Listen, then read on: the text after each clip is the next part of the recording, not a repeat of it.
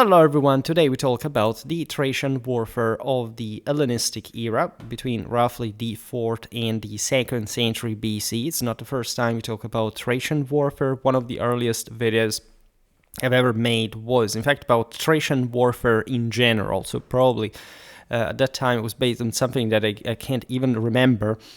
And I will likely even make a new video about this. I don't remember whether I've done something more about Thracian warfare. Can simply check this out immediately. I don't think so.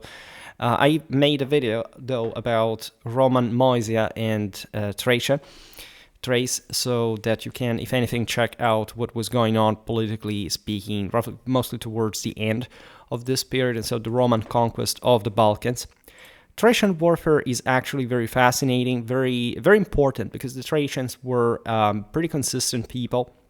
They had quite interesting connections with the Hellenistic powers, but also the steppes, the so-called Getai, that, as you know, for some different ethnographic reasons, are assimilated to the same Thracians. I will not enter into that specifically, because there is also a classical age Thracian warfare that, and also, of course, a previous one at the root that we will surely look at sometime. This video just is for the historical military unit series, so it focuses specifically on the Thracian infantrymen, arms and armor. The Thracian military culture being, however, quite varied, quite even from the within. For example, the importance of mounted combat was much greater north of the Danube, being closer to Scythia. Thracians were employed as infantrymen by different powers across the Mediterranean. We will see now here how even some of that material influence plays out in their equipment, right? And there is all a set of battles and or other sort of specific themes. At some point we'll get into Thracian warfare. And again, I should have made more videos about this. There is also a lot of other stuff to discuss, but surely the Thracians will be the protagonists of many other videos in the future. Now, first of all, because here we have to give properly the appearance of the guy. The Thracians were generally distinguished and or described by or / with their red hair and eyes of gray or blue. So they had a very strong Indo-European characterization. Again, I will not digress now on how and why that is the case. And or whether also this ethnographic attributions can be profitably discussed. There is no doubt at least that was a pretty consistent amount of Indo-European leadership and just substance of the Thracian people that would make their heroes essentially look like that. This is fascinating because you see even red hair is scattered across Eurasia to some extent that, of course, should be inquired as far as especially the past is concerned, because, different waves of Turco-Mongol invaders from Central Asia changed things a bit over the years, especially the easternmost you go. Now, Thracians were essentially tribesmen, in this sense, warriors and or levy militias of some kind that were, however, very close to that sort of wilderness and or certain military practices that were very ethnically tribal. There is no doubt about this. And as such, they were not an overwhelmingly affluent people. I mean, we get, as we will see now, also from the pictures, of course, certain, especially because of Hellenistic influence on their kings, etc., some very lavish tomb furnishings. In any case, the average, in fact, filing rank, so to say, Thracian infantryman here was going at war with some sort of much more meager equipment. His customary garb included a tunic with intricate patterns, a cape made of fox skin known as alopekis, from which also the modern sort of illness a reference to, in fact, the scalp, boots crafted from foam skin, that add a bit together with the fox, a bit this very rustic sort of background. Consider that these warriors would have at large been able to make this gear by themselves, and this also to some extent down to some weapons at least that they used. They would also be characterized by a lengthy cloak called the zeira, decorated with vibrant geometric designs that obviously had sort of lost meanings, however, surely connected with a bit like the same concept of, think about the early, let's say, Hellenic geometric shapes, etc., like two broader astral cosmic principles of divine order. More of that when we'll consider the shield blazons of the same Thracian peltai. By the way, I made a video about the Hellenistic Macedonian, mostly shield blazons of the era that can offer some broader religious symbolical insight on these symbols. Now, the predominant type of Thracian infantry was as light as the peltasts. In fact, as you know, and we've seen also from the videos about Hellenic peltasts, the Thracian was sort of the prototype of the peltast itself. That is to say, lightly armed infantrymen equipped with either a thrusting spear or javelins, a sword or dagger, and a shield known as the pelta. Now, of course, in the Hellenic world, whatever was conceptually adopted as a kind of weapon, etc., we've seen this for the thureos, for example, from the Celto-Italics, or in fact, this very other troops types, etc., there is always some kind of adaptation, right? And so that the peltast, especially in the Hellenic world, we've seen him, is a guy that, of course, can engage into hand-to-hand combat, but mostly against other light infantrymen. And so that at the end of the day, he's mostly just a skirmisher. The Thracian would have been something along that pattern, at least in the Thracian peltast would have been something along that pattern. However, he would have been a bit more, as we've seen here, rustic, and as such actually provided with a greater individual capacity. So much so that, as you know, it's part of Hellenic warfare, and since not just the Peloponnesian War onward, but more famously so, to start hiring Thracians as peltasts, foreigners of all sort. We'll talk later also about the thureos, the type of shields that the Thracian infantry used, because there wasn't just the pelta that gave the name to the actual, say, tactical specialty. And you know that the Greeks in particular gave the names to their units, especially in classical times, on the basis of their defensive gear. Right, so much so that the oplon was, as we've seen, contrary to the myth that this didn't quite refer just to the shield, but it was basically referring from the shield conceptually to the whole panoply. Right, consider that the Greeks were the only people that basically fought with asymmetric battle arrays because of this, say, reliance on the defensive element that would cause this shift towards the right. This will keep informing even Macedonian warfare conceptually to a degree.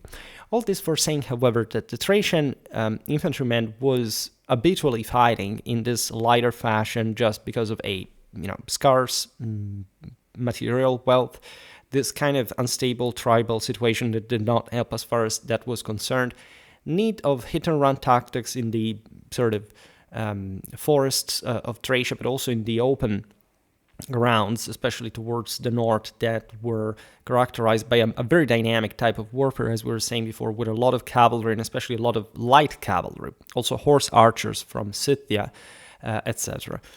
So he would be a bit more warlike than the average sort of Hellenic peltast, as we know.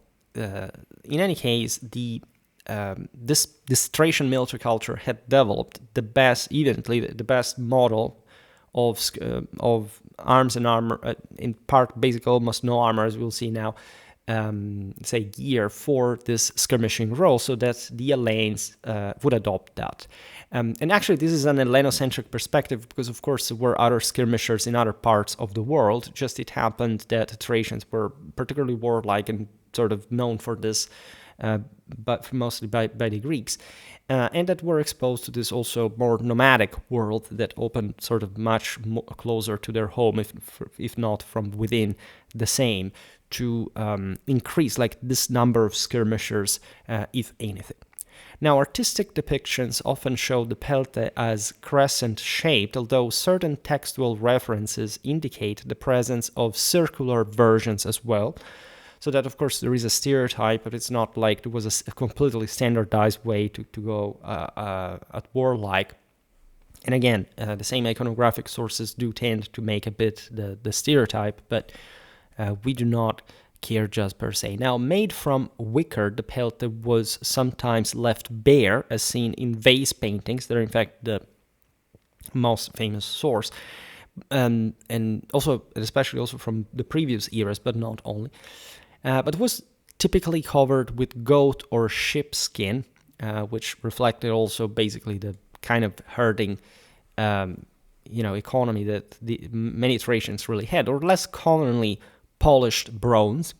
I would like to point out that, of course, being a skirmisher in Thrace is not just like necessarily every guy, right? So that there are more landed people, aside from, again, the heavies that do exist, heavy cavalry as well, etc.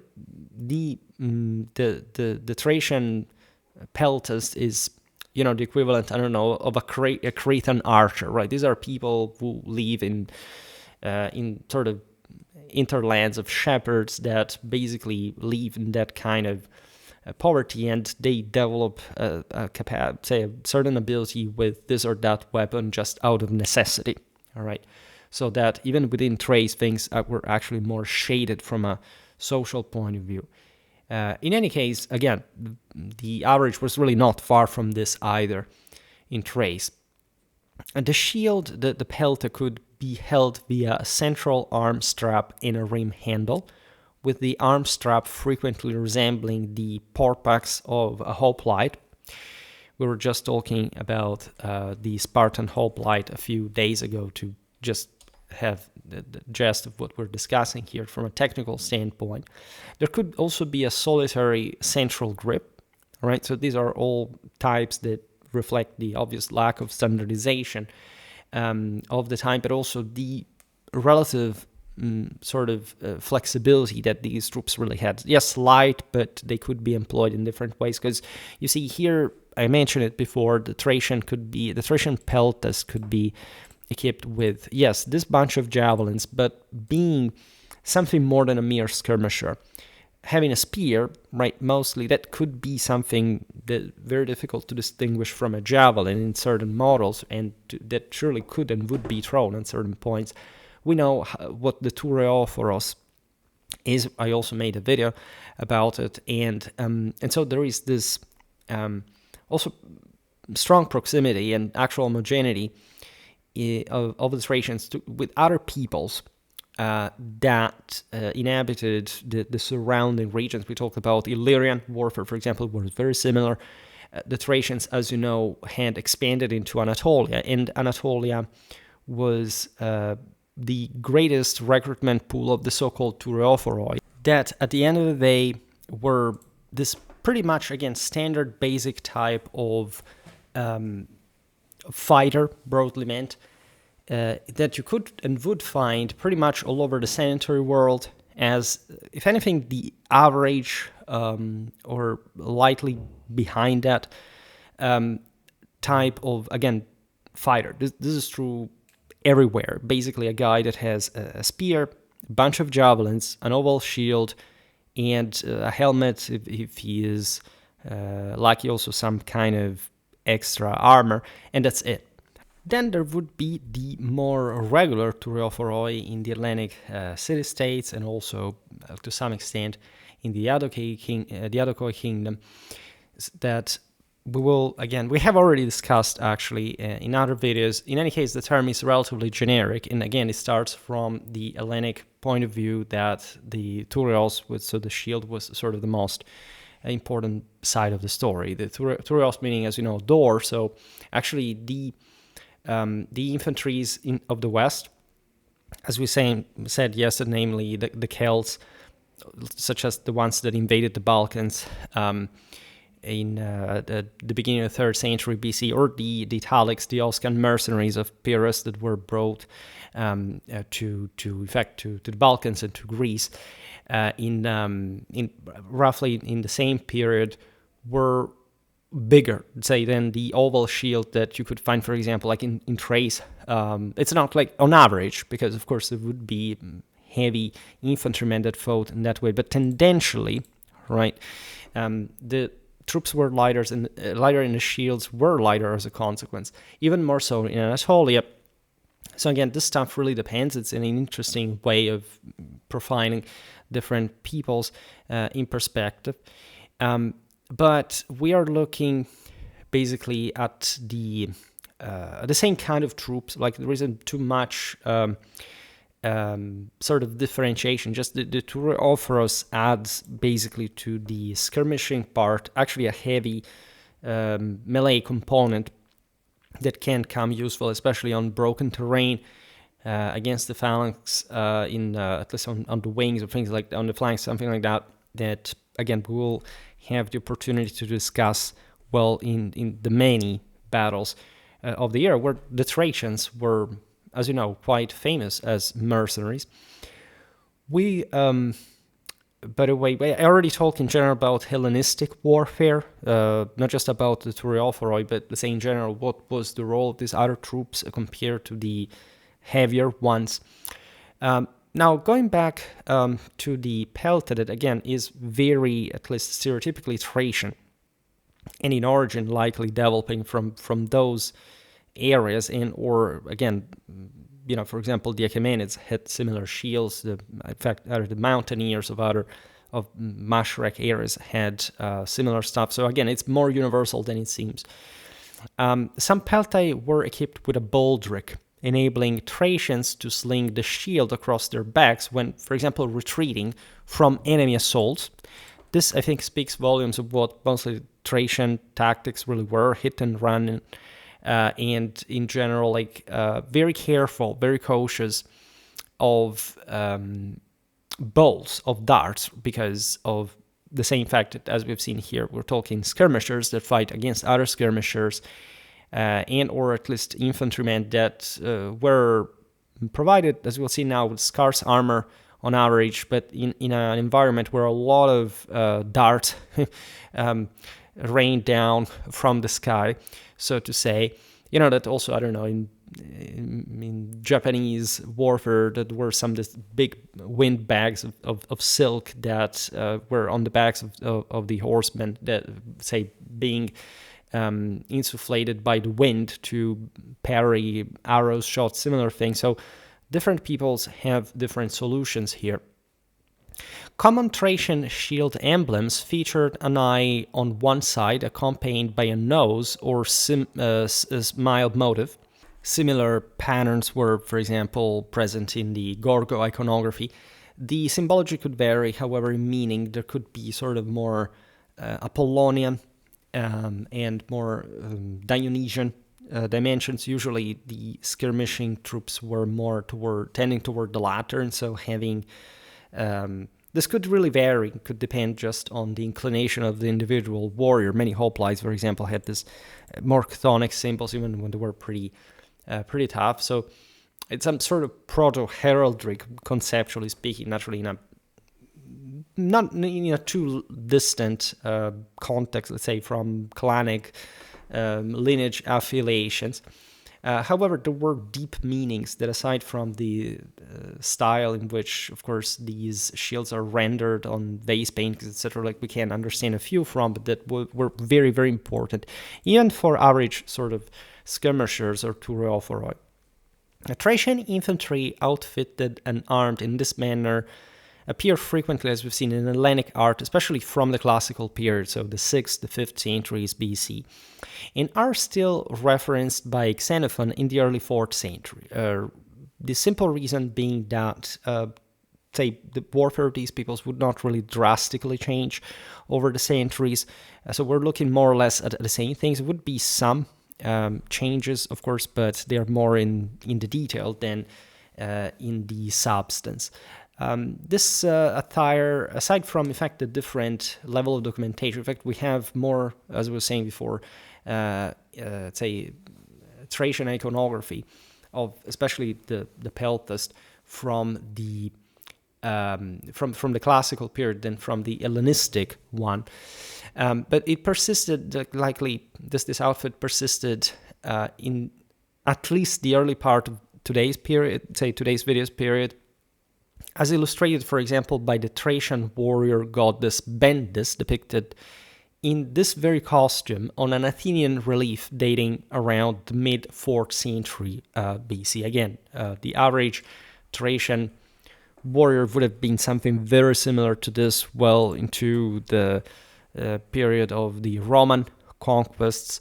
Naturally, in Hellenistic times, we realized that the Thracians themselves got a bit more, say, oligarchic in nature, and we have beautiful, again, arms and armor from the very sumptuous tombs of their royalty. There is the Thracian kingdom, and say lots of sort of more tendentially ever more compacting tribal realities.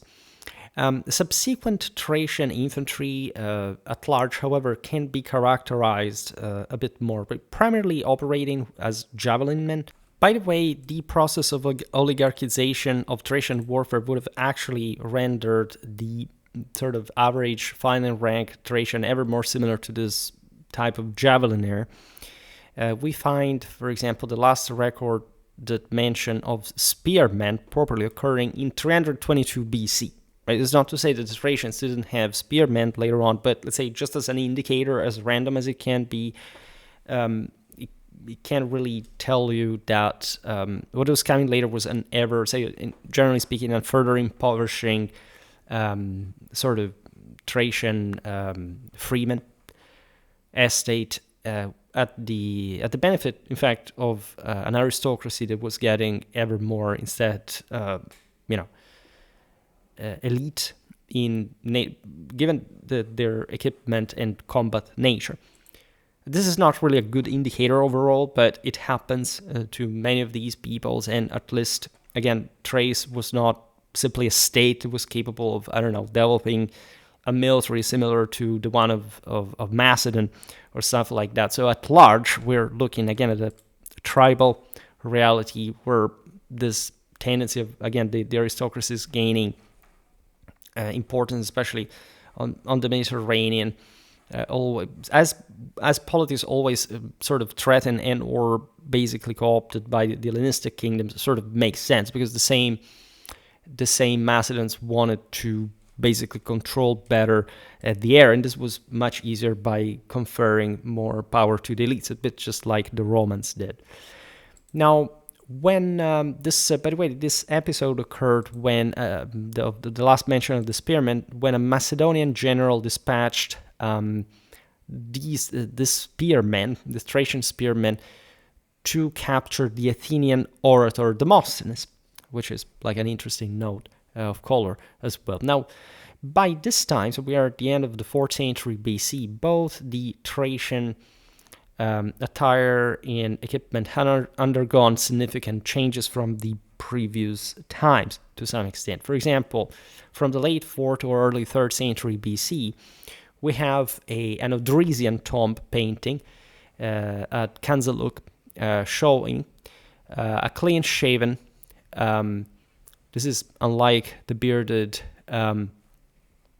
Thracians typically depicted in earlier periods. It may be one part of the changes. However, warrior wearing low shoes, colored yellowish or red-brown with upturned toes, and his tunic is either short-sleeved or sleeveless, possibly secured at the shoulder with pins, and it is sometimes shown with the right shoulder exposed, similar to the exomis, right? So this is the type that we can sort of derive from this evidence. The exomis was a type of essentially of lighter hoplite, and so there is some process here of, again, especially of hybrid between at least merely hoplitic panoply and some, at least for the old sake of the elites mostly buying Hellenic arms and armor that around at this time were the finest, and let's say, however, declining it to their sort of lighter bias that they still quite needed in their homeland. When we look at Thracian clothing palette colors of this period, they include the overall period we're discussing today.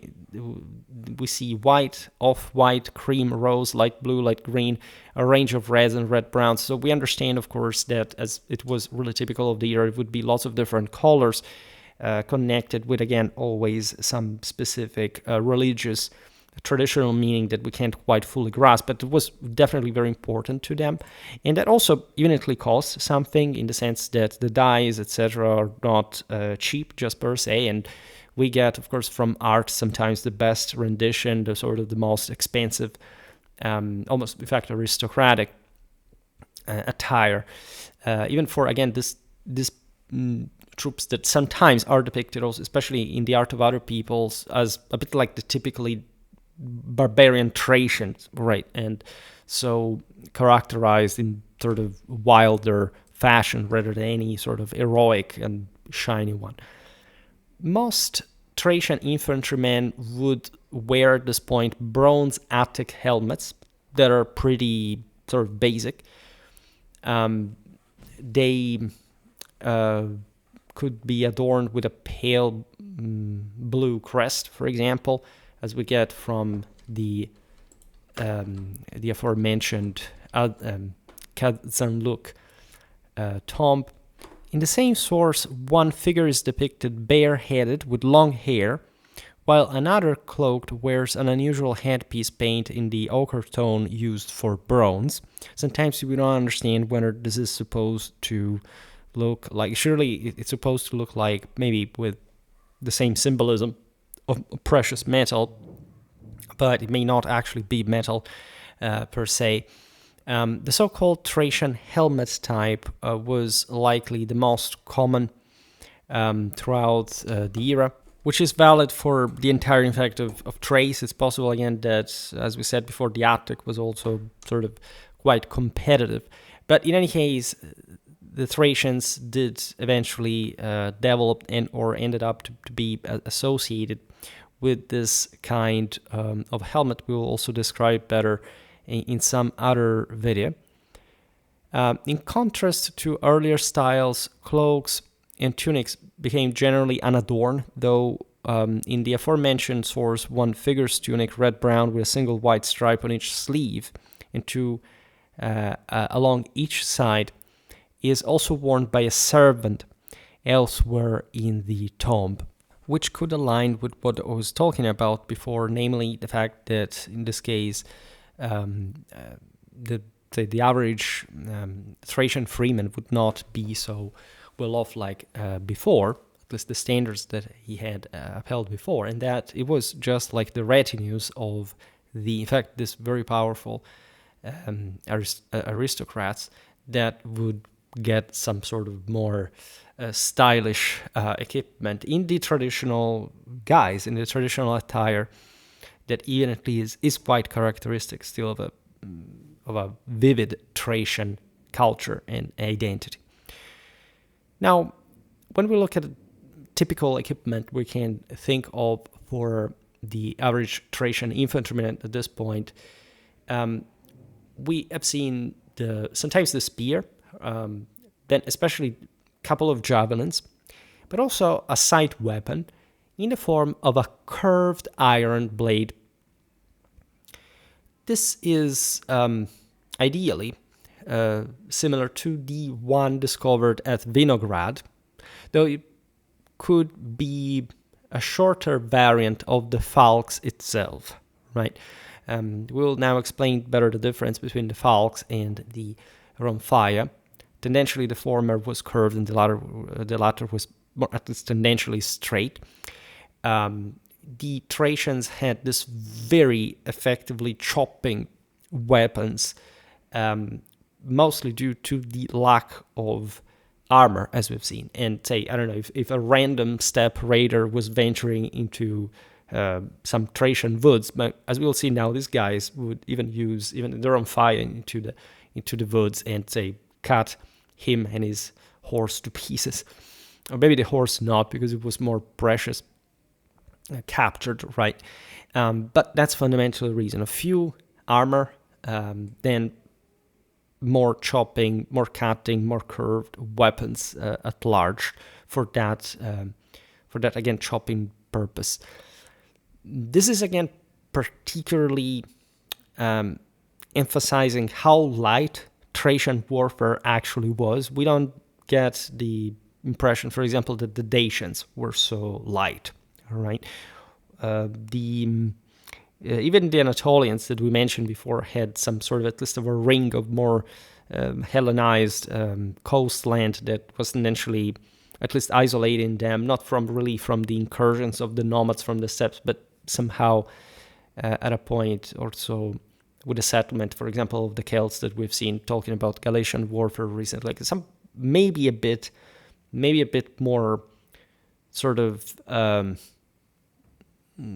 line infantry based rather than again some more individual warrior, because consider this, that continental Europe, like in its depths, the more north you go and the more also really warrior based in culture really is. I mean, warrior meant in the sort of individualistic sense that tends to adopt even this greater individual virtuosisms at the expenses, sometimes at least, of effective collective effectiveness. This is especially true for the northeastern sectors of Europe, because that was, as usual, more exposed to the steppes, and so the Thracians were just there almost. So the sense, of course, were more cohesive peoples at some point. I don't know, the Germans, for example, were a more qualitative military culture than the Celtic one, the more time went on, basically. So it's not just like north or east, but mostly east, because things really get colder and wilder, and so things are much more complicated at that point. Thracian swords were, by the way, probably suspended from a baldric. Before we mention the thureos, this type of shield was also used by the Thracians. The pelta has this more distinctly crescent-shaped form, right? Whereas the thureos was typically oval, right? There could be, however, some squared-off Celtic varieties. For example, again, when you look at the lower Danube at large, you know that there are pockets of golds that settle there. Some of those that hadn't crossed into Anatolia, that had basically to withdraw from Greece after their defeats against the locals. So that when, again, we more or less definitely distinguish the Thracians from the Illyrians, from the Celts. We also made a video about the Skordiski on the Danube, just upriver from the Thracians, that had really a great influence also on them, a reciprocal one, telling the truth. So again, we don't have to imagine the Thracians either just like, I don't know, like in Total War rosters, like they have just that type of unit that those other peoples do not have, or there aren't sort of overlappings regarding arms and armor composition. The thureos is showed, as we will see now, also in an important Hellenistic relief for the Thracians. The shield's face could bear the same metal strip boss employed by the Celts, though the central spine depicted by the aforementioned source is not distinctly shown, possibly suggested by a slightly darker paint as well. So be always careful what kind of source you look at, because it may naturally portray some sort of artistic license of sort. Now we have a Bithynian stele depicting, in fact, what is a Thracian officer, because the Bithynians were basically Thracians, or they had been invaded by the Thracians across the straits between Asia and Europe. And again, their warfare was fundamentally very, very similar. This stele dates from the early 3rd century, and it basically shows a Bithynian officer who has vanquished two foes that are basically represented in a more specifically Thracian proper, and Mysian fashion. These were probably Lysimachus' men. I have a video incoming on Lysimachus' army and battles, so that we will more clearly see also how influential, in this sense, Macedonian warfare was for all these people. And the Thracian wields the oval shield, reinforced with the strip balls and essentials, but the other instead a standard oval one, which would suggest that the Thracians used the thureos with the characteristic spine, and so something fundamentally heavier, at least by this point in history, because look at this, we are in the early 3rd century. So the thureos, as we've seen, was something relatively new due to that Celto-Italic influence in the Balkans, but it's likely that the Thracians had already sort of adopted that or developed it on their own under the influence of this tougher infantrymen, like the Celts were, especially along their side of the Isle, because the Celts, if anything, descended more towards the lower Danube, and mostly the Oscan mercenaries of Pyrrhus are something that surely fought pretty much across all the region, but not being so prepotently and demographically pressing like the Celts, especially for the Thracians. And we're pretty sure that there was a lot of fighting between the two groups, right? But that overall, this also did bring to a settlement and a general hybrid and osmosis of the respective military culture. For example, the Skordiski had single-edged swords that are very much reminiscent of, for example, the falx and rhomphaia, at least in a conceptual sense. There were things like those also in Northern Europe at large. Everybody could use this kind of weapons, but the fact that given the relatively limited amount of sources available, like we get to know this more frequently than not. Like we definitely can see that there is a link. At least it's a link that perfectly fits the missing part of the chain, so to say.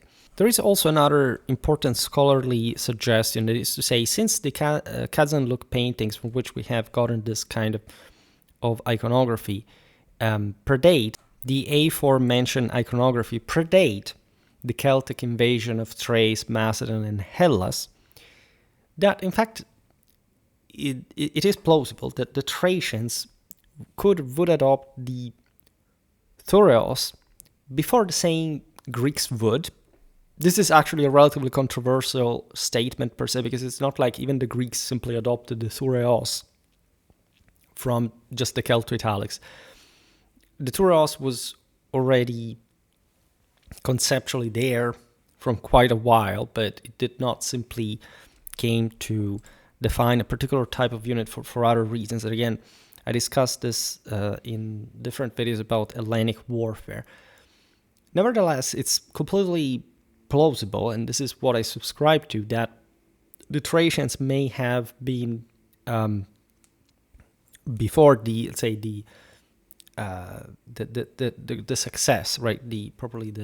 This systemic introduction of the thureos in Hellenic warfare. They would have essentially adopted this more squared off type of shape from, in fact, previous interactions with the Celts, or the Illyrians as well, who utilize a comparable shield type, right? The Illyrians had also an italic connection, so that makes it all more interesting, right? For example, I talked about Illyrian warfare. We'll come back properly to about warriors. We saw tactics in general, but when it gets to the military historical unit series, we get a bit much more like this in the depths of the various arms and armor details, influences, etc. In fact, the Ribich and Vatsev warriors that are from the sort of the northwestern part of Illyria had a preference for oval shields similar to the italic scuta, right? Whereas southerners, the Illyrians closer to Macedon and Epirus, preferred a small, round, convex shield akin to the Macedonian type, so the one that you see employed by the Pizzataioi, right?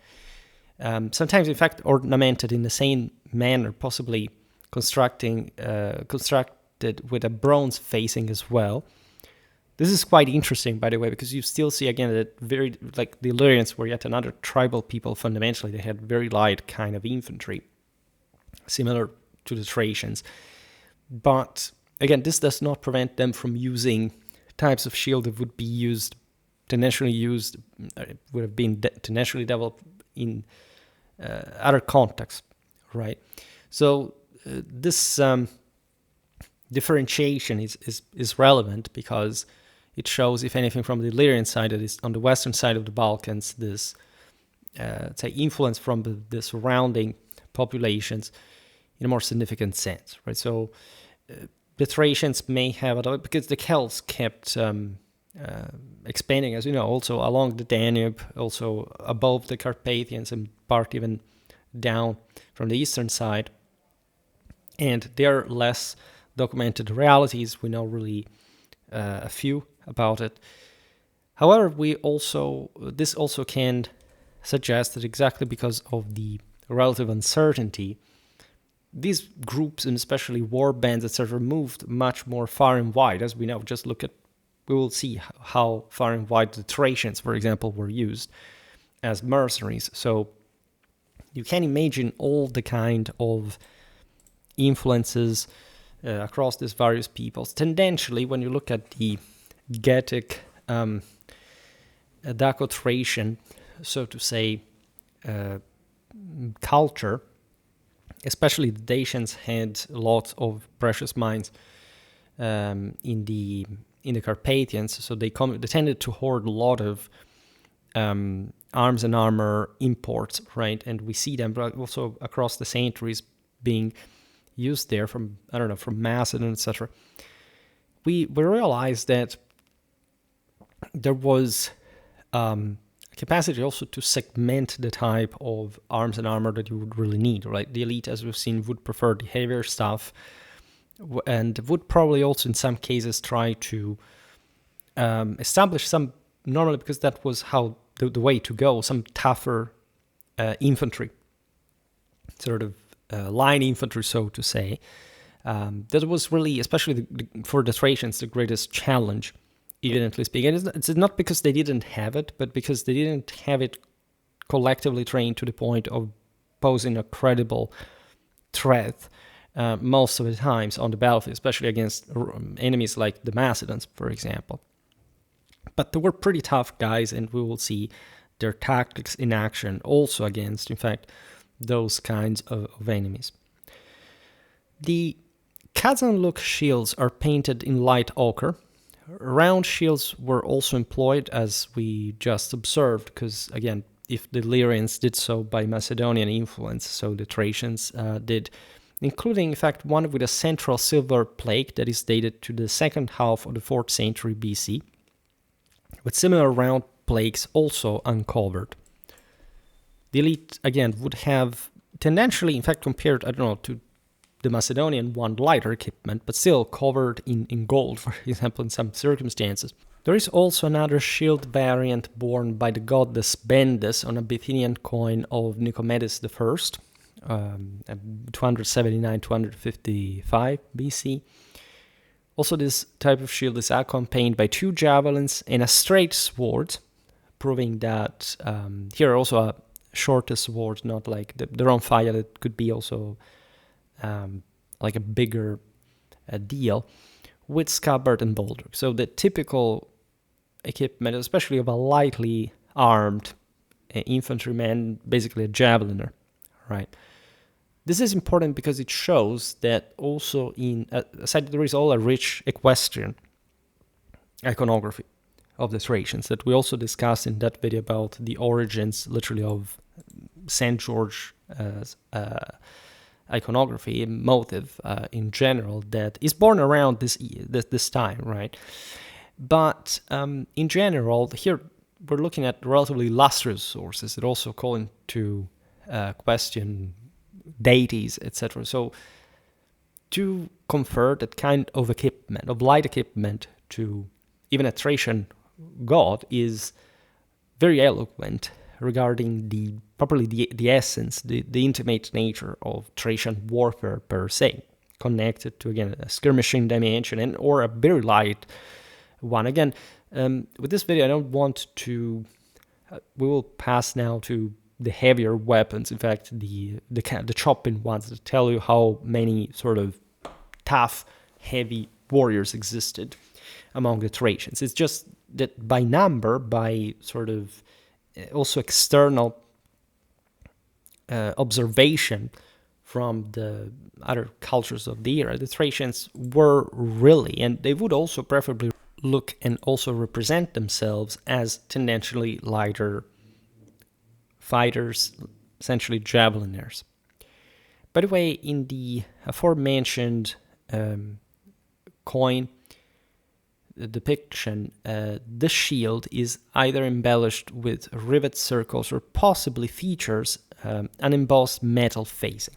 As we were saying before, the elite is lighter than the Macedonian one, but they also, for this reason, load with precious metals the same armament, right? So it becomes a meme, right? We are Thracians, we find it that way, and part of the reason of that lightness, by the way, is also a great athleticism involved. Like there is a great athleticism in general connected with, especially the elite, in the measure in which we can at least reconstruct it through, in fact, the very armor that they wore, that mimicked that kind of truly that physicality that was needed to fight, like a Thracian cavalryman. But this is typical, really, of many other peoples, using, again, heavy armor on horseback as well.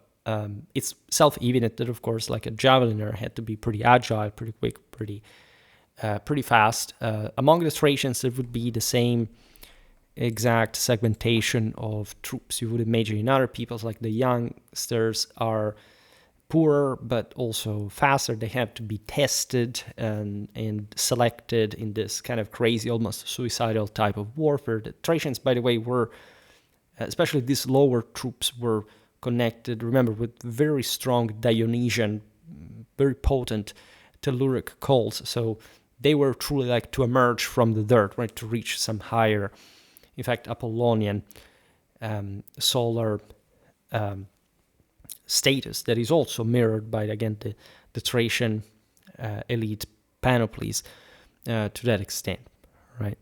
Then you would have, of course, the middle ground we'll talk about now that didn't seem to have been much of a stopping force, but however, a pretty aggressive one, still in the optic of that hit and run tactics, but mostly in the heavy infantry, like in that full charge, right? Without too much, it's either in that big charge or nothing. We've seen it also for the Illyrians, we've seen it also for the Celto-Germanic peoples in general, like when you don't have much time to be on the battlefield, when you really need to attack and then get the hell out of the way quickly because sort of heavier troops could at that point start chasing you. You really invest in the charge, right? In that moment of trying to break through the enemy and killing as many as possible, just catching them by surprise and reversing all your fury on them.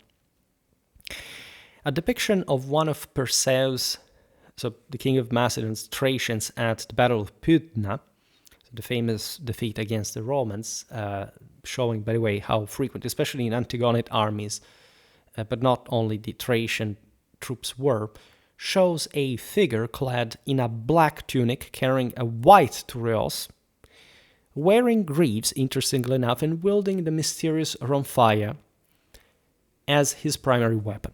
Right? This is, if you want, the prototype of something heavier. There could be mixes here, but first of all, the thureos is slightly heavier, as we've seen, than the pelta, especially if it is actually bigger in practice. The pelta could, again, vary in size as well, but they had another concept, right? A protection of the torso that mostly operated at a chest level and mostly enveloping the warrior at that height, right? Whereas the thureos has a more all-torso protective purpose. And in fact, the guy uses a rhomphaia. This would suggest that, of course, he had to come to grips with the enemy at closer range. It's not like he couldn't have javelins, for example, so hit at a distance they would. I mean, just think, even the Roman legionaries had the pila, but they were heavy infantrymen, right? And of course, the rhomphaia is a hell of a weapon that is also designed, as all of these weapons, primarily to actually cope against other Thracians, right? With other Thracians. And so this is essentially the medium type of warrior, at least by heaviness, because this would be the heaviest of Thrace, but of course they're not so heavy compared to, say, the Macedonian phalanges, even though those were conceived to fight in a bit of a different context, like in a particularly orderly formation for a very specific combined arms system. What the Thracians in this sense had, that you can find also among the agrarians, for example, etc., is this flexibility. You can throw them in the melee in different circumstances. They can't quite much hold the line defensively, but they have this pretty aggressive potential, and they can chop, right? If you, for example, throw these guys here, they were fighting against the Romans at Pydna, but you send them, say, on the flank of any heavy infantry, it's going to be a problem, right? And they're very good on broken terrain. They have this, again, more individualistic mindset, but as in certain circumstances, you find the right moment to throw them in, they're really, really good.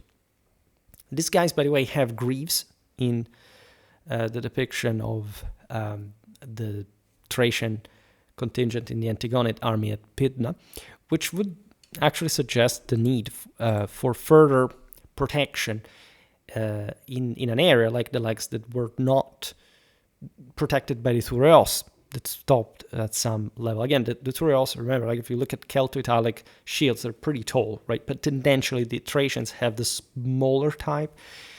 They may have had slightly more concave, say more convex and enveloping thureoi than the Greeks would normally use them like, because in fact the Thracians were more individualistic. It's a bit like saying the scutum that is curved, right?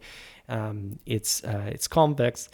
And why? Because the legionnaire, even though he fights in sort of pretty orderly formation as well, he's more individualistic than, say, the phalangite. Is more aggressive, has more warlike background, and he has to be protected from the side. So tendentially, the thureophoroi do not have, at least in the regular thureophoroi in the Lennox poleis, do not quite have the same aggressiveness as we've seen of these foreigners. So at some point they would be called like that because of the similar equipment that, again, is what mostly the Greeks care about, also from their specific ethnocentric perspective. But in fact, looking at different things, again, the thureos was, for example, tendentially larger in the Celto-Italic type than the way the Hellenic one would turn out to be. That's very important, right? So you have to understand also why certain terminologies were used, like with which exception from the people of reference. Also because, by the way, it's not like these people's even called, of course, their arms and armor the Greek way. Perseus Thracian, by the way, seems to be the sole documented case of a Thracian unit appearing to wear a uniform of some sort, right, in contrast to the diverse colors of the Kazanluk paintings, which is absolutely possible considering how probably prized some of these Thracians, especially these heavier types, were in such a prestigious military like the Antigonid one. That was also among the various Diadochoi one, the one that continued the most on, say, the original Macedonian tactical legacy. For example, infantry was much more important for the Macedons in this later stage of their warfare than, for example, the Seleucids or the Ptolemies. And at least they would be the ones who kept more up with the phalanx and especially greater proportions of it in the armies, and making very good use on the tough Balkan terrains against the Romans, for example, of these other interland tribesmen, right? But as we've seen, for example, I don't know, this is a random example, but we made videos about, for example, the Varangans, right? And we've seen how this more tribal, say, people, so to say, would be hired regularly as mercenaries in the big, great, sort of civilized place. So the Thracians and Macedons, although different in this relation, would be also similar to that. And there is nothing strange to see the Macedons providing the certain Thracian units with uniformed clothing, at least uniformed colored clothing that some of these guys would have eventually just to sew as a cloth, as a uniform for themselves. That's mostly how in the ancient world it happened. Like if the state paid for this colored uniform, it was just buying the dyed cloth, out of which eventually the soldier had to derive his own actual dress.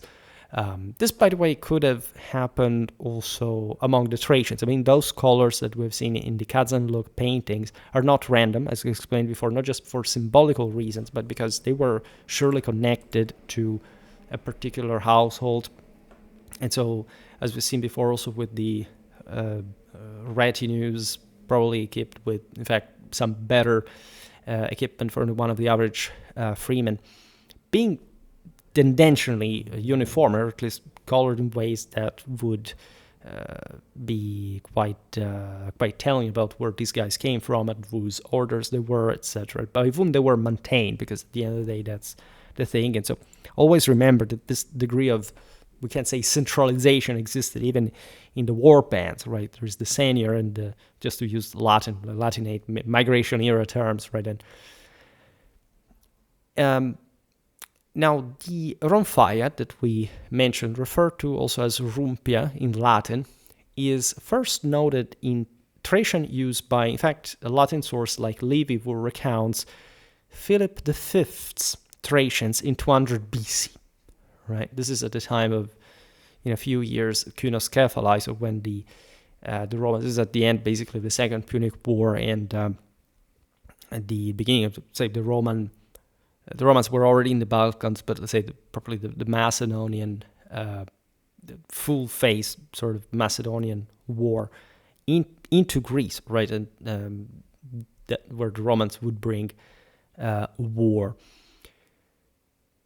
This reference to the rhomphaia is interesting because Livy, that naturally writes a bit later from this, would have eventually characterized the Thracians with this by this weapon, that, as we've seen, was also a bit more of an imposing one than the falx, and that likely the Thracians still used in Livy's time. By the way, in that video about Roman Thrace, we talked about how the Romans took over the country, and of course, like as we said before as well, it's not like the Thracians would have abandoned their arms and armor at a distance of couple of centuries, right? So Livy surely was aware of what a rhomphaia was. By the way, it's not like these weapons, as I was saying before, were truly just unique of, for example, the Thracians. Just for the aforementioned reason, they were sort of better suited to that kind of warfare. Lots of chopping because of a relatively few armor overall. By the way, the the dimension of the rhomphaia, as I said before, that was used also in the forested areas, literally refers that these warriors had a problem with in such environment. Still showing, however, that of course it could be used there as well, because this was a pretty sizable weapon, and so all the slashing required more space. Livy also describes Perseus' men at the Callinicus skirmish in 171 BC, where the weapon was used to disable horses and display severed Roman heads as trophies.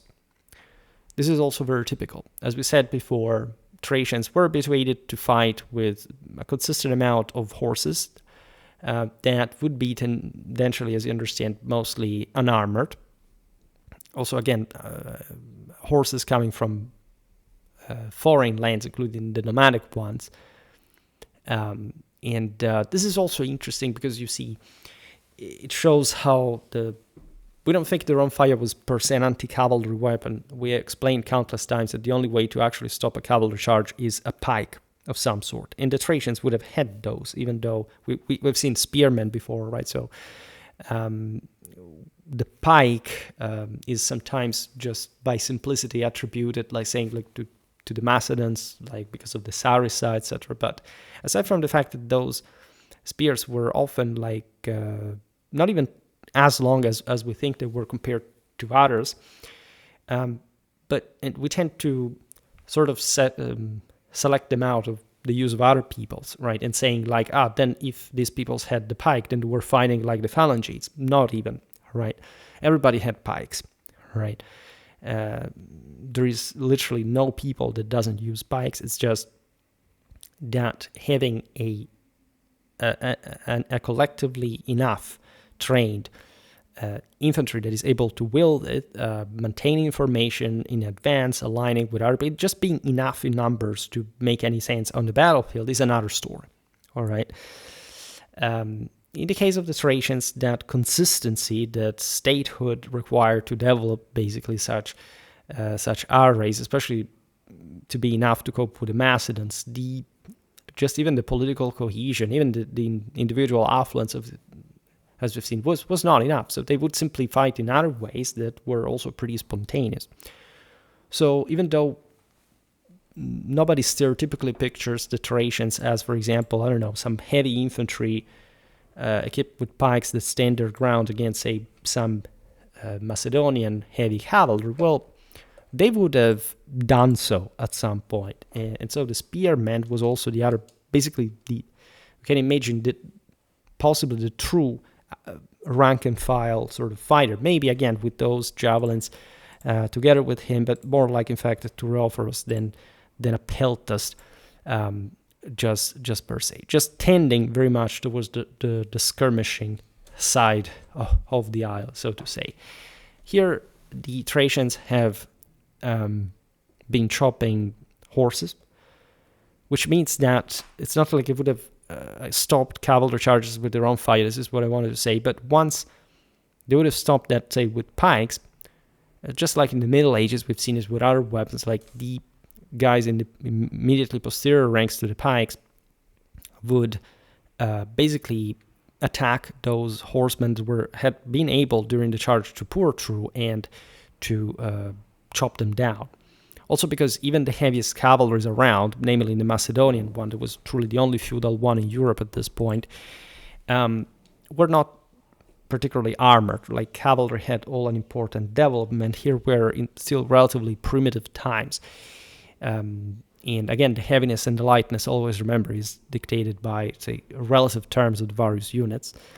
Naturally, there could be an encounter just like, I don't know, a random angry Thracian that with his falcons or rhomphaia would have sort of come out of the woods and chopped down like a horseman that had not noticed the ambush or something like that. So there could be all kind of, but if it were scenarios, but if we're thinking of a more collective use of these weapons, they would have mostly acted in that circumstances. Then, of course, like we can't think that the rhomphaia was associated with some kind of championship especially in the biggest examples. And so with some kind of elite type of combat, that would have entailed perhaps also more armor, as we've seen, at least in the case of the Thracians at Pydna. Plutarch, citing Scipio Nasica's first-hand account, because these were commanders that had fought in those lands, describes Thracians at Pydna as, quote, brandishing straight rhomphias heavy with iron on their right shoulders. We've seen, by the way, in the videos about the Varangians that we just mentioned randomly, that actually that type of weapon was a thing in fact, at that time in the Middle Ages, and it ties up with the fact that the mention of rhomphaia appears like in medieval Greek as well, so as a at least as a lexical continuation of the classical use, given that rhomphaia is Greek. And there is definitely a similarity between the ancient and medieval weapon. It would have been the single-edged long blade used mostly for chopping. And again, as we'll understand now, there are probably some older roots, maybe also connected with the Celto-Germanic warfare in that sort of area around the Carpathians and eventually south in Thrace, that was called still like this in Byzantine times, as you know. We'll explain now why. By the way, the main difference seemingly between the rhomphaia and the falx, we said it before, is that this rhomphaia, as here Plutarch refers from Scipio Nasica's account, is that the rhomphaia is straight, right? So it's something designed to properly be very effective against not just like a simple side cut, right? Or something. It depends also on the type of employment, but it's something that seemingly has more anti-armor capacity than simply chopping. It's just like saying, I don't know, think about the scimitars, of the say medieval times, where you see some curved blades that are just slightly curved, some massive sabers, as a matter of fact, that of course had anti-armor capacity. So before I said, yes, curved swords tendentially were were used for chopping unarmored, lightly armored targets. Here, the rhomphaia being straight is something evidently a bit more anti-armor, but still connected at least with that single cutting edge, that kind of bias, right? And so again, against targets that were armored, but they were armored also by Thracian standards, so to say. And again, this weapon would have been particularly, nasty against any kind of sort of, armor that would have existed around, provided that I don't have to digress once again on the logic behind, say, cutting and armor, because naturally it's not like armor was just there to be cut, right? Armor is normally resistant to this, but not to the extent like the damage can come to destroy both weapon and armor, if especially the two basically evolve in parallel, as it often happens, philologically speaking, in history. Now, in the 1st century AD, which is, by the way, the moment when the Romans fully acquire Thrace under Claudius, Valerius Flaccus Argonautica mentions bastarnae carrying a bark shield and a rhomphaia, so a rhomphaia with an iron blade matching the wooden haft in length, right? This is a very important indicator because the bastarnae, as you know, were a Celto-Germanic people, quite likely inhabiting essentially the northeastern part of the Carpathians and the sort of lowlands further north, roughly today's Poland, something towards Ukraine as well. The bastarnae are a very important people, deemed to be by some the making up essentially the best mercenaries of antiquity. This was again a very warlike tribe. The ethnicity we do not fully grasp because again they're relatively far in their homeland from the sort of civilized raiders, so to say. But again, we understand them to be pretty loaded, to have fought by the way, in really similar ways to, in this sense, the Thracians, as long as we understand here that the rhomphaia was a common weapon. Consider that the Dacians were in between, and you know that those weapons were pretty much, again, in this broader area, say, northeastern Europe, by some geographical approximation, so to say.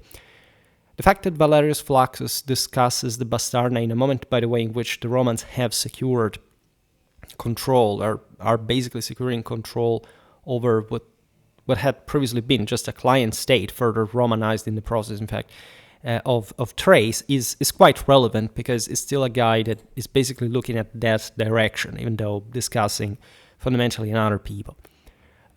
This aspect that the wooden haft of the rhomphaia/rhomphaia would be constituting half of the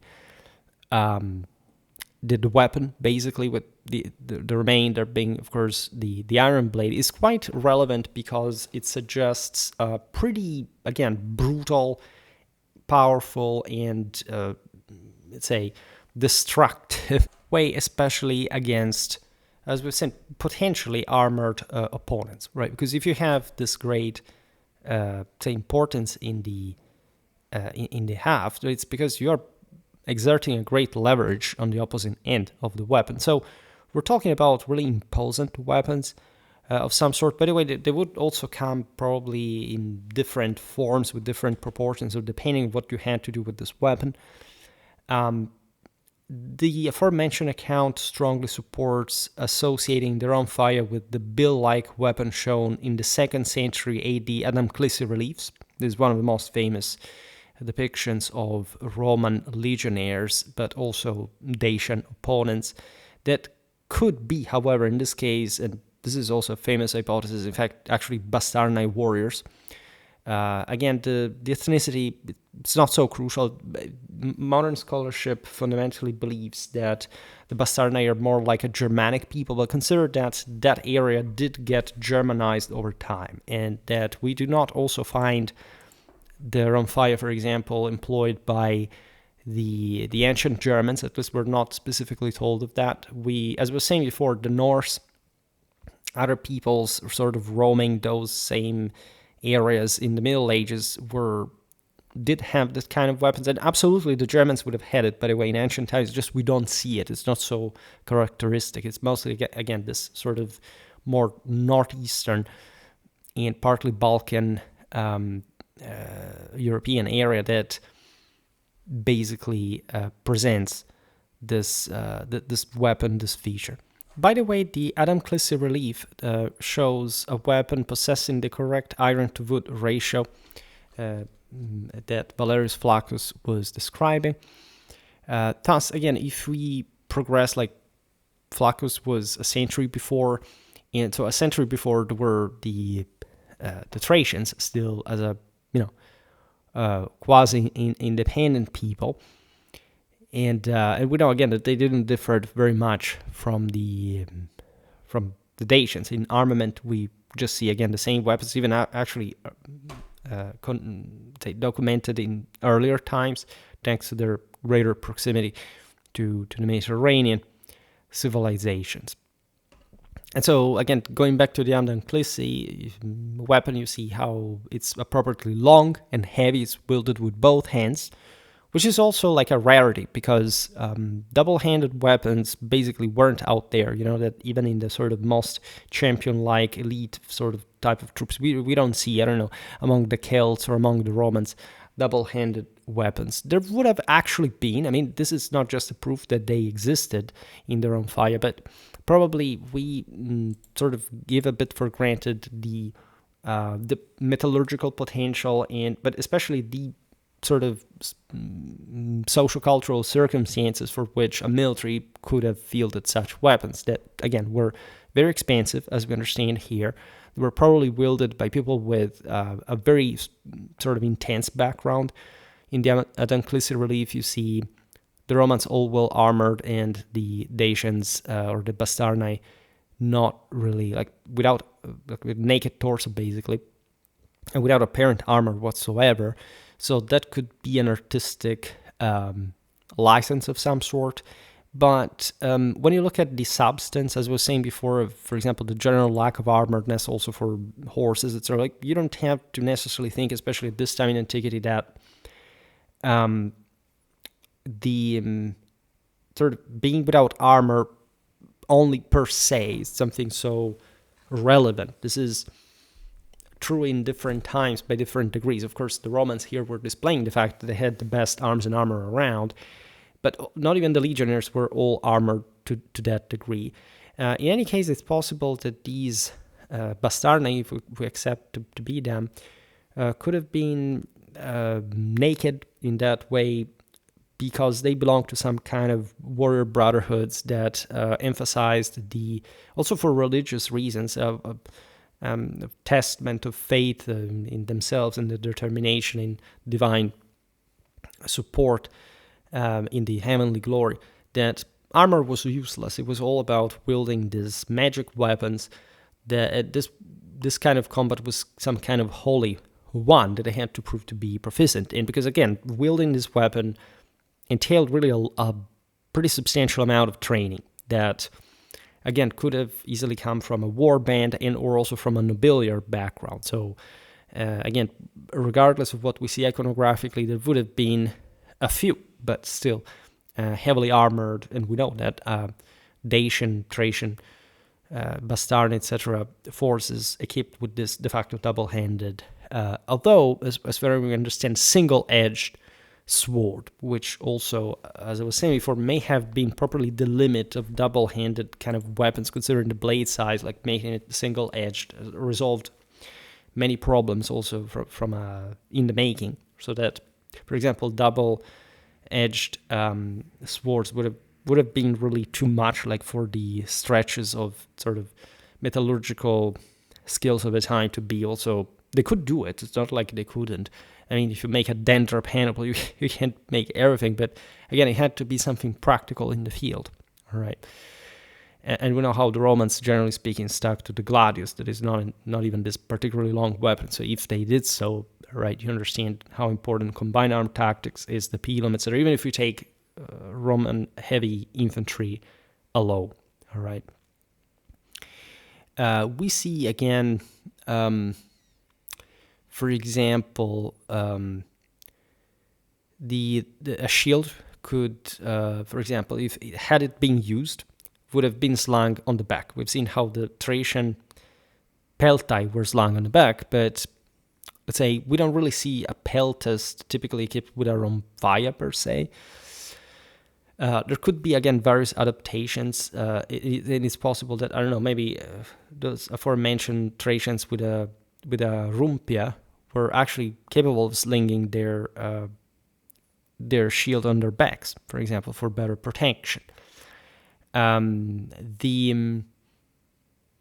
So this, at least the Adam Clissi source, matches ancient descriptions of the rhomphaia better than any other, except perhaps Plutarch's straight reference that we were saying before. This guy's sort of slinging actually the weapon on the shoulder, as the same Varangians later on would do with their own rhomphaias, used, by the way, not far indeed from Thrace, or in Thrace at some point themselves, considering the proximity of Constantinople.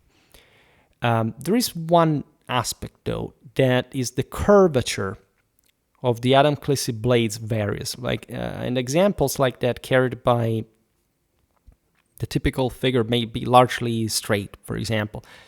A blade potentially from such weapon found at Olynthus on the Thracian coast, and likely from the 348 BC siege of Olynthus, measures 39 centimeters, right? Shorter than what we see on the Adam Clissi examples, however sharply curved like those.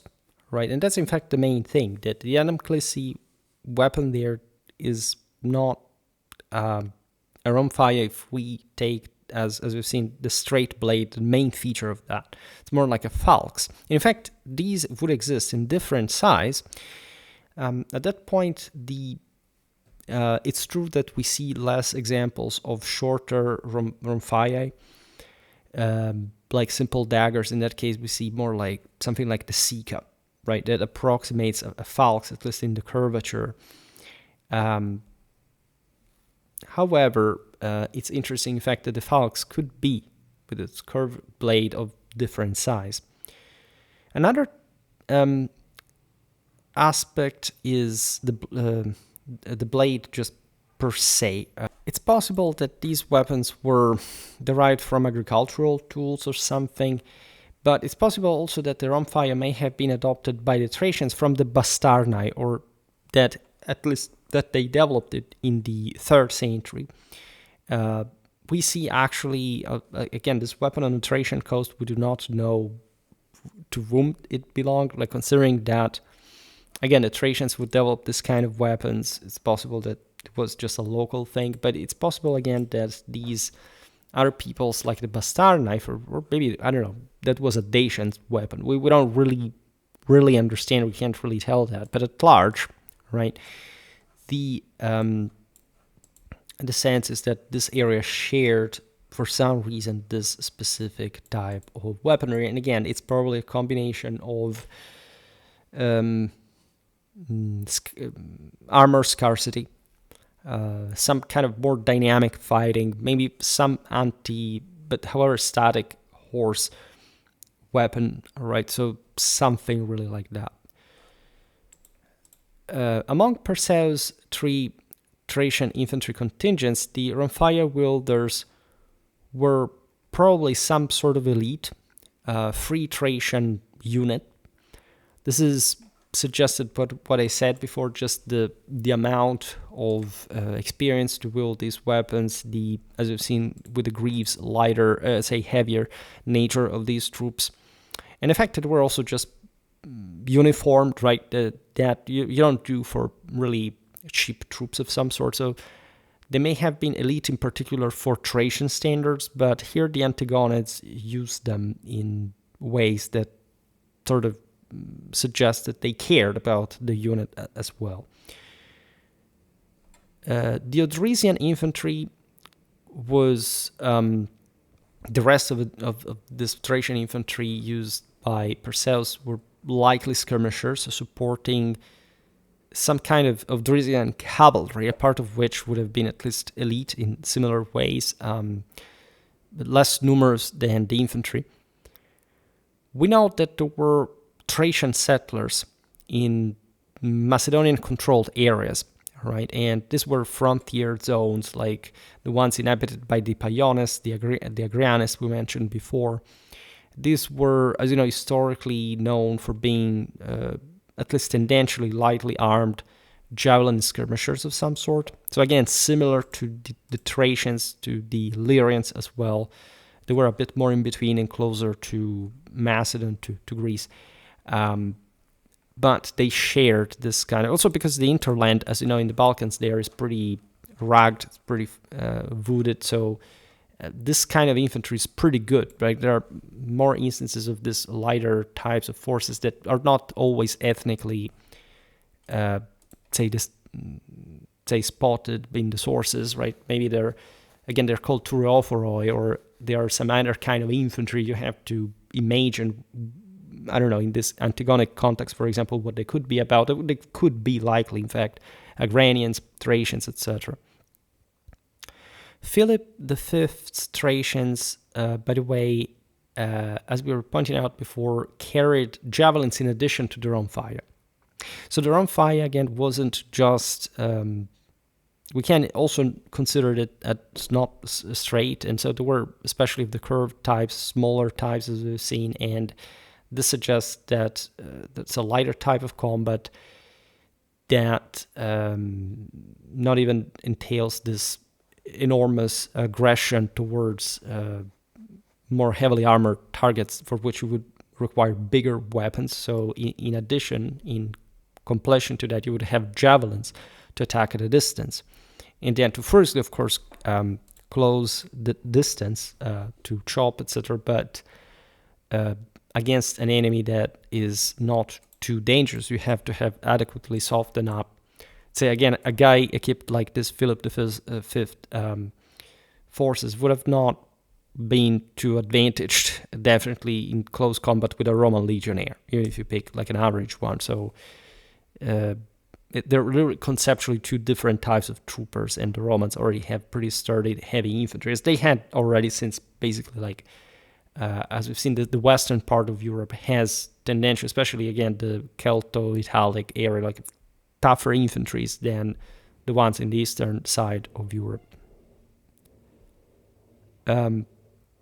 By the way, there would have been all kind of daggers, both straight and curved, especially the Sika. That would be the kind of more curved one, employed, as so many and more of them have been discovered. All right. In general, I would say that the overall picture is correct, is consistent, right? Again, we talked about a generic Thracian infantryman, and we had to necessarily approximate to the degree that the sources illustrate, as we've just seen. It's not easy. There is evidently a lot of difficulty concerning, especially the typization of what you would have looked at in a typical Thracian warfare scenario, which is again not easy to draw, for the simple reason that it has, let's say, some tendency not to, for example, to escalate in major pitched battles against Thracians, even though they would have occurred, right? And so we don't have from their side much. They were a politically fragmented people, even under the Thracian rule. They could put together just so much individually. And so there would be actually a lot of warfare within the country and outside, with pretty sizable contingents of Thracians under somebody else's service, but in this sense, not quite fully fledged armies of Thracians in the tens of thousands that you can't simply study and say, oh, well, that's how basically these guys normally behaved had they had, in fact, such an enormous power concentration.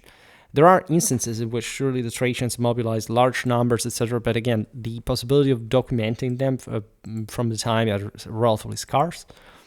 We have also observed this permeability that always exists in different countries, but in particular in these ones that are more politically fragmented and more exposed to different forces, of an important variety, adaptation of arms and armor, or at least one that remains fundamentally Thracian in the combination, and that owes different elements to the contact with other peoples.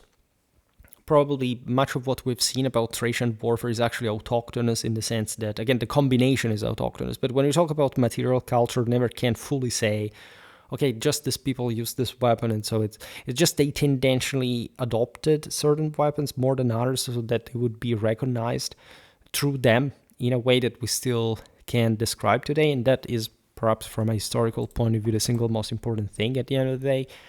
However, again, we shouldn't make the mistake of pretending that the Thracians were too different, after all, from other surrounding peoples.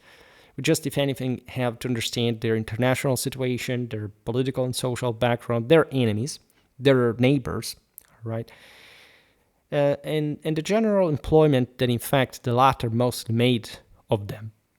And again, in fact, in armies that are better documented, for which we paradoxically get more information about at least the actual military employment, military activity of the Thracians, compared to, at least in a documentary fashion, compared to, in fact, Thrace itself, which, if anything, gives us a lot, really, archaeologically wise, as we also described today. But that is not really like a self-depiction at a documentary level. So it's something very different.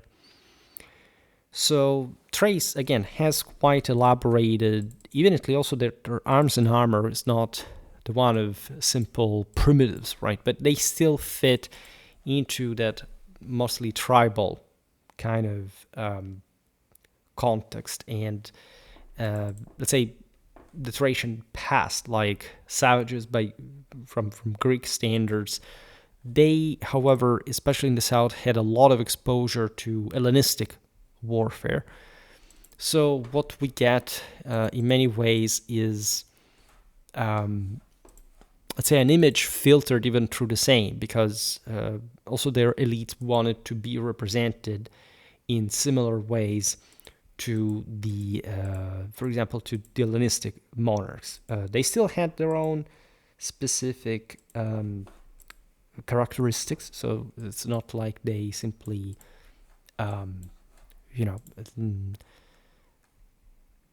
that they simply, excuse me, here I'm changing something for the video.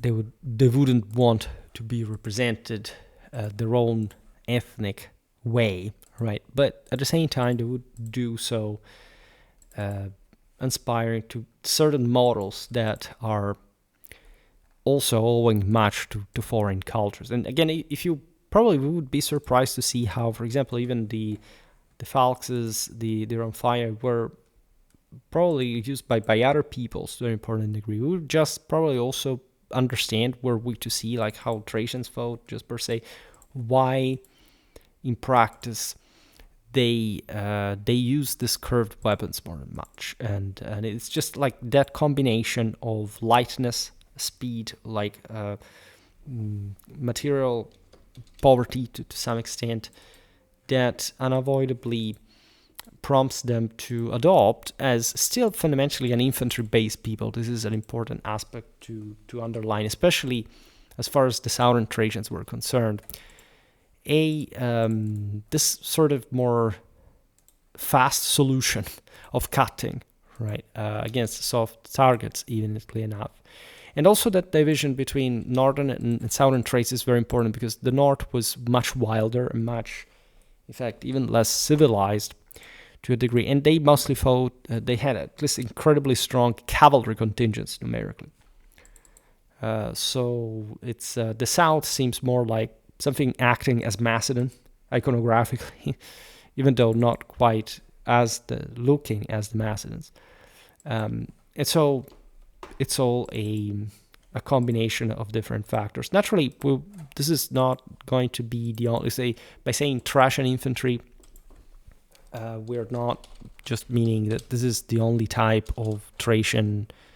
This is a very generic type of, yes, an average, as we said, type of warrior. But it's not to say that there aren't other more specific types, so to say, that we can't conceptualize simply on the basis of how more or less important, let's say, these elements were in the army. In fact, that average Thracian infantry, aside from this specific clothing and the phalanxes, the rhomphaia, are that relatively generic, right? And they vary, as you've seen, from something that is essentially a peltast to something that is essentially maybe even a proper champion with some particular heaviness, right? But we will, for example, something that is perhaps underrated, I don't know how much, but aside from the surrounding peoples we mentioned before, like the Paionians or the Grains, but probably within Thrace, it's important to talk about Thracian heavy cavalry. Also the northern Thracians, how they were sort of more equestrians, but also, for example, there are interesting vase paintings, depictions, again, slightly earlier than our time, but still depicting lots of Thracian archers, right? How do we put that, like, especially, again, in a world where there is a scarce quantity of armor, right? That's an important thing to assess, and again, it's something that will have played in the picture. So today we didn't focus particularly on archers. So if you're searching for just mere infantry, just here we realize we're thinking of something like heavy infantry, but not so heavy to be properly elite. And at that point, probably the Thracian would be mounted, right? So it's always this kind of. This is again also relevant for what we said before, that even the elite did not have enough political, social control to, for example, fight on foot among the ranks, right? As this people in the lower part were not dramatically organized either like other populations, for example, in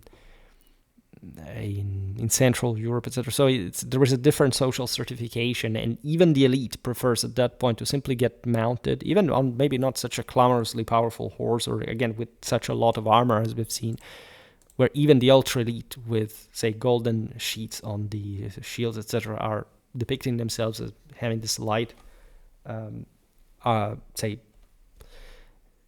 type of Thracian armoredness. But in this sense, in fact, not being able to count on a tough backbone of infantry in a way that could simply, say, face an opponent of the caliber of Macedon in open field without basically ending up mopped up in terrible ways without some greater sophistication. It's not much about, again, this lightness per se. I mean, it's that too, but it's mostly like the fact that there wasn't such a collective training and such a overwhelmingly advanced tactical finesse in here. Even though also the stereotype, the barbarians didn't hold the line, it's absolutely wrong. The Thracians were, of course, deploying heavy infantry, pikemen, etc. They would know how to take the field, just they wouldn't do it because the strategic quantities at large did not allow them. But even before than that, at the root, the political reasons to do so as single tribes or even as entire kingdoms, but with all the difficulties in controlling all the tribes. And as we've seen also in the video about the Roman province of Thrace, everything was much more unstable and sort of, say, kings changed very often because of different issues they had with, say, public order, let's put it in this way. So yeah, this is pretty much it. I'm very glad that, again, we talk about Thracian warfare because we hadn't done since the dawn of Schwerpunkt. I hope that we will take less to actually cover the stuff adequately on another occasion soon. Other types, maybe battles, etc. But still, again, we will go on with that. For today, however, I stop it here. I just hope that you enjoyed this video. If you did, please share it. Otherwise, leave a like or subscribe to my channel if you're interested in my upcoming content. As always, I thank you heartily for listening to me. I wish you a nice time and see you next time. Bye.